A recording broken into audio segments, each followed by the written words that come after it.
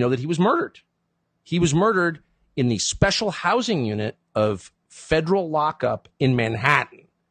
How do we know he was murdered? Oh, well, look into it, dude. We did a whole segment on it on my show. Nobody cared.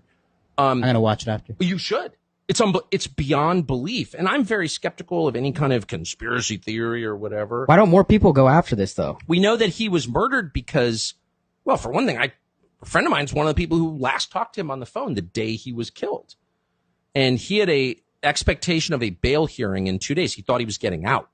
He was not despondent at all. I talked to his lawyer, told me the same thing. They moved someone out of his cell. They put two people, one of whom was not even a full-time prison guard, on duty. None of the cameras trained on the cell worked. They were all out of it that night. They locked the front of the special housing unit that had 8 cells in it, but then they opened all the cells inside. So who was it? So I asked a really simple question, the Bureau of Prisons. Who were the other? So there are 8 cells, 16 minus his cell because he was alone. So that means there are 14 other inmates there that night. What are their names? Where'd they go? Some of them are transferred out right after. Who were these people?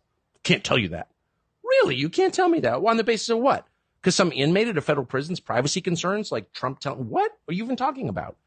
Meanwhile, the Attorney General of the United States under Trump, Bill Barr, issues a statement being like, no, we know it's totally.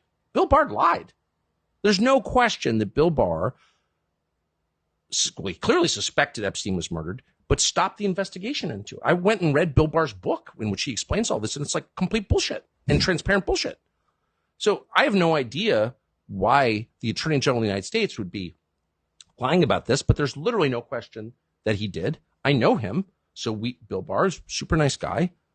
We reached out to Bill Barr like, hey, why don't you come on and explain why you lied about Jeffrey Epstein's death? No.